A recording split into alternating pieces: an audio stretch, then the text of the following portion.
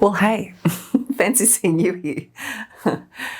I am really looking forward to showing up more in this space because I feel like it is the perfect place for me to have conversations with you and to move slowly and gently the way that our bodies need to move in terms of creativity. Don't get me wrong, I've always loved places like Instagram, but I'm really overseeing sped up, fast forwarded, time lapse sort of things. I'm 50 now. I am ready for slow and gentle and intentional and focused and calm. And that's how I approach my own work. It's how I approach my teaching. And it's something I think we need to talk about a whole bunch more. I see creativity as an opportunity to celebrate our wild animal bodies, because if you think about it, it's incredibly magical that we as an animal can pick up an implement that was once a tree, that has some sort of core that has probably come from minerals at some point out of the earth, and is being scratched across a surface that was probably plants or a tree or something as well. And we're creating something that was not there before, which is amazing. It's incredibly magical when you think about it. The act itself, the doing of creating, is mind-blowing if you let yourself really think about that. And I have no doubt that other animals would create in that way, would draw and honour those that they can see if they had an opposable thumb or an ability to do that, that same sort of thing that we do in honouring. It's very easy for me to get very philosophical about these sorts of things. And I think that's okay too. The thing is, when you're being creative, when you're being focused and intentional and moving your body in a way that helps you move pigment around on paper, or to envisage your subject, to embody them, big feelings come up, big feelings and thoughts, because we are so complicated and complex. And we have the ability to overthink things to the nth degree. And that's all completely normal too. So this space is one that I want to delve in deeper with you. And it's going to change over time. And I hope that you'll extend some kindness towards my current skills as far as recording and showing up on camera, which is not my favourite thing to do, I'll be completely honest. I would much rather have you in the room here with me where I could talk to you. But this space will be one for talking about creativity, for me to show you different tips and techniques and tools that we can use to teach ourselves how to create. The core of my creative process is around wildlife, around the wild in general, so nature scenes as well, but very much so about wildlife. It is a way for me to be in reciprocity with the wild that I have very little control over, how, as an individual, how they're treated within their environment, how humans are encroaching on them. So the way that I feel that I can contribute to the conversations around conservation and care of self, so that we can care for others, is by drawing and painting them so that they can be seen. And when we see things, we want to see more. We want to learn more about them. We become connected to them. And so this journey of connection is reinforced over and over and over. Connection to your creativity, connection to your tools, connection to your subject, the wild that you are studying, but also connection to your own wild body and how you move in space and time. This beautiful planet that we share with these beings.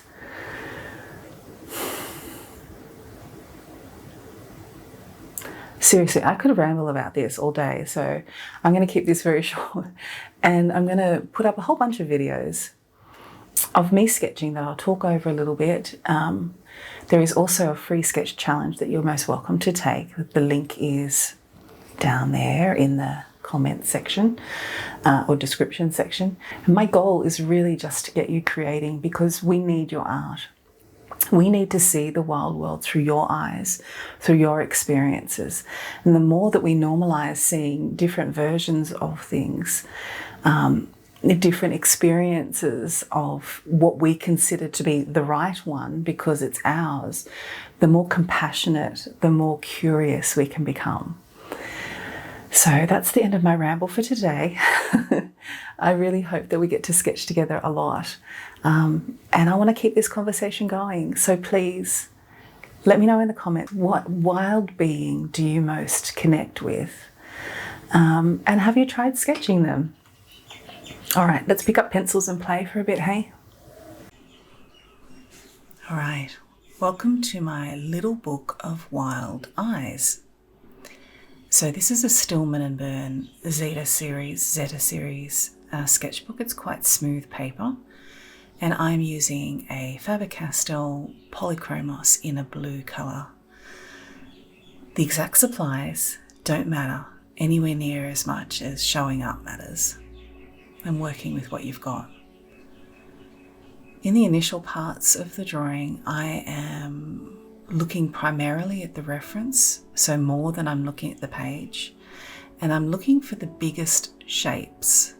So you can see that sort of rounded shape of the eyeball itself, and now I'm working on getting some of the other shapes around it, so down into the corner of the eye, down into the tear line that goes beside the nose, and then any sort of distinguishing features I may have around that I may see around that. You can see that my pencil rarely leaves the page, and that's because I've developed hand-eye coordination where my hand, my shoulder, my elbow moves in a fluid way, in the same way that my eyes are going around the reference and really observing the subject. So that's something that just takes time and practice to do. I always leave my sketching lines in because I feel like they show that a human being was here and did this.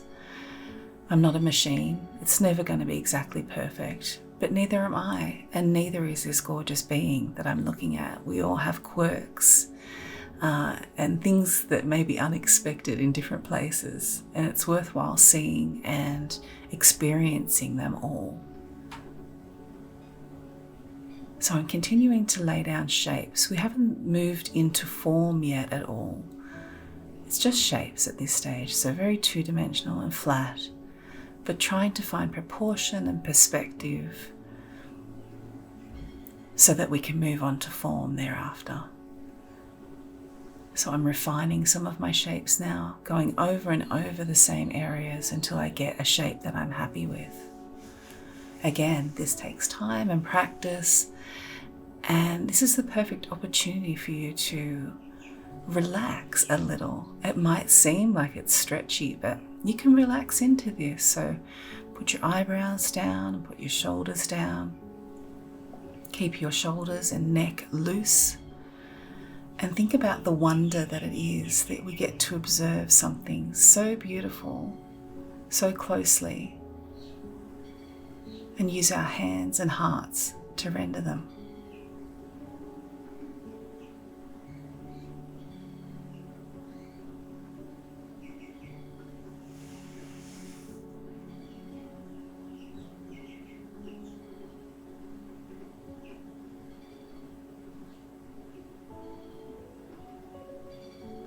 Getting these shapes down at the beginning is an integral part of drawing from scratch. You don't want to go in with a lot of detail, a lot of value straight off the bat, because you may want to change things up. You may realize that some part of the anatomy is not correct. It's not in the area that it needs to be. You need to make adjustments. And you can absolutely use an eraser. There's no reason that you can't, but it's also really lovely just to move through everything that you're seeing and see where you're needing to correct.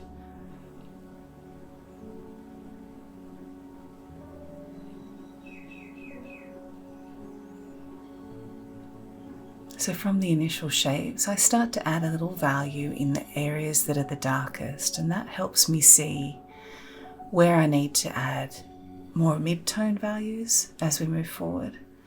And from then on, it really is a process of the more darks that you add, the more mid-tones that you add, and then the more that the lights stand out. So your highlights can't show unless you have enough darks around them, enough darks and dark mid-tones.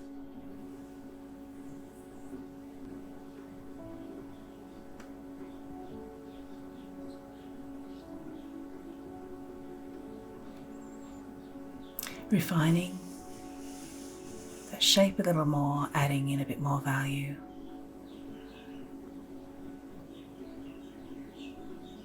Around the edges of an eyeball, so the eyelids, is quite dark because it also casts shadow.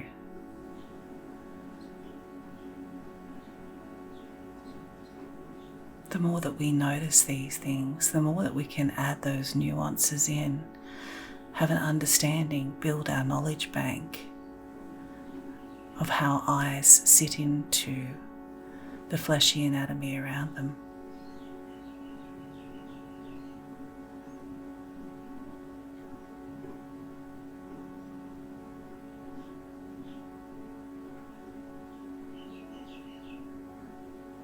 There's lots of very light and loose mark making, pencil work.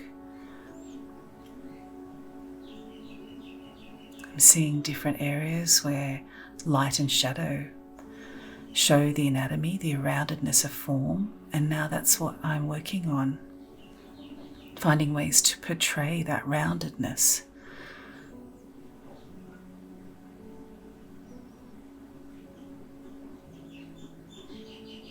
As the sketch moves on, I'm thinking less about those two-dimensional shapes that we had before, but now how I can use value, so light and dark, to describe the shapes in dimensionality. So how does the shadow move up and around a form so that there's light? Its lightest value is where the light is catching it, where the physical outside light is catching it. And often that's with rounded strokes to honour that sort of roundedness of form. Although as an observer you don't necessarily see each and every stroke of pigment as it's laid down, you are inherently aware of the movement of the pencil. We can see those strokes underneath.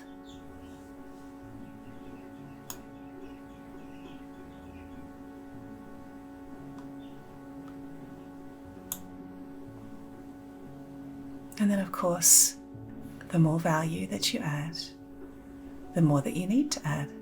So as I start to bring some value into the iris, I can see where I need to start darkening up more around the pupil and in the corner of the eye. And it's a dance. You go backwards and forwards and backwards and forwards. The more pigment you lay down in one area, the more that you can see you need to add in another. It's a process that can't be rushed. You have to take your time. You have to see.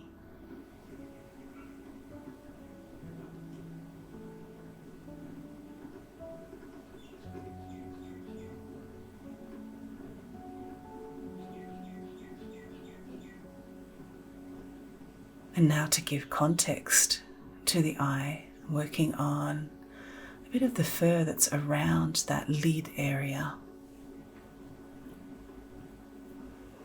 And again, bringing in different values, so dark to light, to help describe that roundedness of form. We aren't made of hard edges and lines. There is a softness to everything.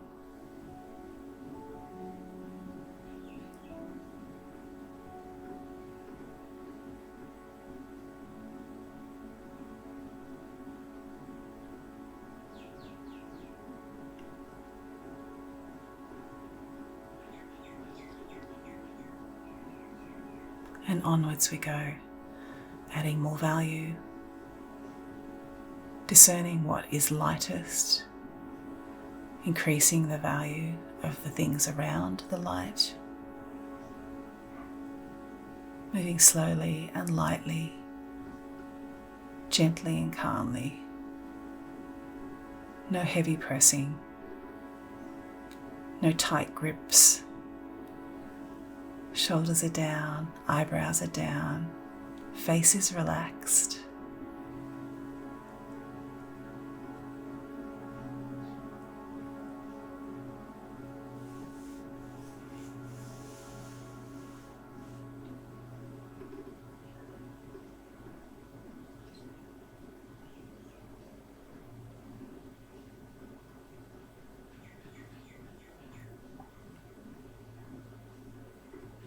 Whenever you see me take my hand right away, I am actually also sort of sitting back and looking at the reference. It's giving my hand permission to stop working so that I can take a breath and see where I need to go next. You'll develop similar processes. I can see that I need to darken up inside the eye there, to allow that lightness to shine, the catch light, reflection.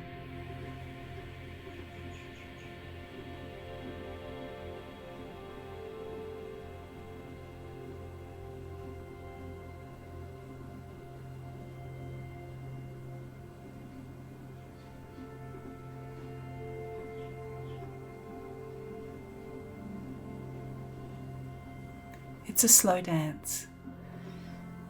It's moving with intention. It's continuing to see, to take the time to really see, to really look, to observe. And using lots of light strokes to bring definition to the areas that you're working on. A bit more value around the eye, to give it some context. And we're just about done. I hope you enjoyed this sketch session. I have the link to the reference photo below if you would like to join in. And happy sketching, my friend. Be well.